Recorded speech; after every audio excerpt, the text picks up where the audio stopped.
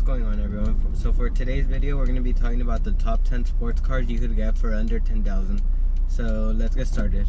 With this list isn't in any order, just because I wanted to include different kinds of cars, so anyone who watches the video will find something that interests them. So for the first one, this is just one that you can't leave out, because when I did the top 5 sports cars under $20,000, everyone was saying I should have included this car. And the reason I didn't was because you could pick them up for so much cheaper than $20,000, so it could have fit into another video. So of course it's going to be the Mazda Miata, and everyone talks about this car because it's a two-seater roadster. It's fun to drive. I've never personally driven one, but from what I've heard, it seems like it would be very kind of like a true sports car, and for a very cheap price. The Miata could be picked up for anywhere from $2,000 and up, because these cars, they've been making them for so long, and the overall style of the car hasn't really changed. Of course, some people are going to say it's an underpowered car, but the car isn't about speed. It's about having fun, going in the back roads, going to the roads that have a lot of turns, and having fun there. And from what I've heard, it does a very good job at what it was meant to do. Another reason why I included the Miata was just because of all the mods that are available to do to this car. Since it's such a cheap car and it's been around for so long, everything that could be done to it has been done to it. People have gone from very mild builds to swapping a LS motor in there. So if you want more power, you could do more power. If you want to make it more balanced, you can make it more balanced. And that's the great thing about the Miata, so that's why I had to include it on the list. The next car I had to include was the Nissan 350Z. And the main reason why I wanted to include this was just that engine, the VQ35 or whatever it is. If you've ever heard one of those sounds, it has a very distinct sound. And even with the right exhaust, it even sounds like a GTR, which I think is pretty cool. And that engine, it's been used, Nissan used that engine for so long, and they use it in SUVs, all different kinds of platforms, that it's a very reliable engine, and that's why they've been using it for so long. Another reason why I had to include the 350 was just, it's a very good looking car, and you can make it look better with very simple modifications, suspension, wheels. That will enhance the looks of the 350Z a lot. And it's a very modifiable car, and it's been very popular to modify because it's cheap and it's fun and it looks good. So that's why I had to include the 350Z on the list. So in the last list, I included the E46, and everyone seemed to agree with that, because the E46 M3 is just, it's a great car, very well made, and that's pretty much the definition of BMW. They're great engineering and all that. So I had to include the E36 in this one, since you could get it for cheaper. You could probably find it around $7,000-8,000, and if you want one in better condition, you're gonna have to pay a little bit more. But I think for that car, it's worth it to spend the extra money, because since it's very expensive to fix, it's better to find one that you know has already been taken care of. So I would recommend, if you're looking for one, to try to find one with a good maintenance history. And the reason I included this car was because, well, first of all, it's a BMW, so it's very well engineered, very well made, and it looks amazing.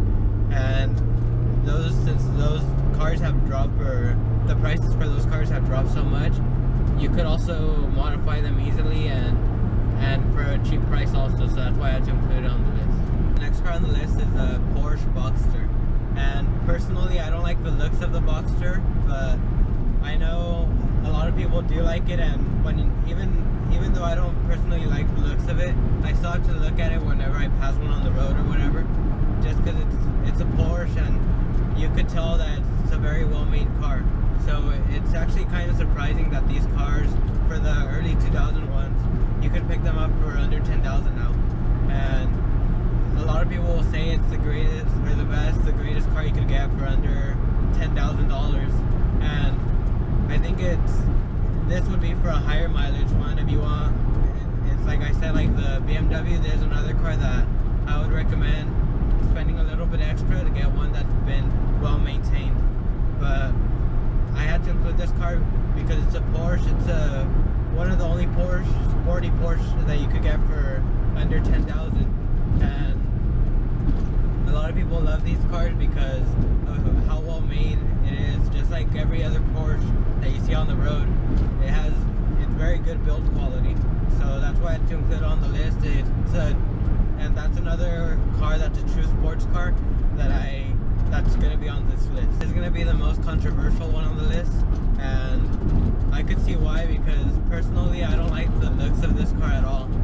And the car it's a F-body Camaro, early 2000s, 90s Camaro, and I don't like like I said, I don't like the look of this car at all. I've never liked how it looked, but one thing I can't deny is that the LS1 that's in that car, the SS at least, is a very great made motor, and it's very modifiable, and it's been a very popular platform for a good reason, because with some simple bolt-on mods, a little tune, that car could be a 12 or 13 second car.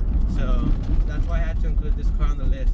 So the F-body Camaro has always been a great platform, a starter platform for someone who wants to make a quick car, take to a drag strip, and they can modify it cheap just because of that engine. Like I said, people have made that engine extremely popular because of how many things you could do to it. You could pull out a lot of horsepower out of that car for very cheap, and that's a great reason to get this car. And the reason I said it was going to be controversial was, like I said, personally I think it's ugly, but another reason I think it might be controversial is because when you say sports car, everyone starts getting triggered over the definition of a true sports car. What's a sports car? What isn't a sports car?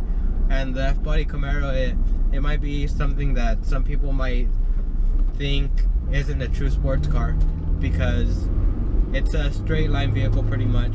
So that's why I said it might be a little controversial, but you can't deny that it's been a great platform for a while. So I had to include the car just to give the muscle car fans something in the list. Like I said, I wanted to make this list for people who have a lot of different tastes, not just tuners or whatever. I wanted to find a car that anyone with any different taste could find for under 10,000. That's why I had to include that car on the list. So thanks for watching today's video. I hope you enjoyed it. Let me know down below anything you would have added or something you would have taken off. Like I said, there's some cars on here that are going to be a little controversial, but that's feel free to express your opinion down below. So if you enjoyed it, leave a like down below and be sure to subscribe. Thank you.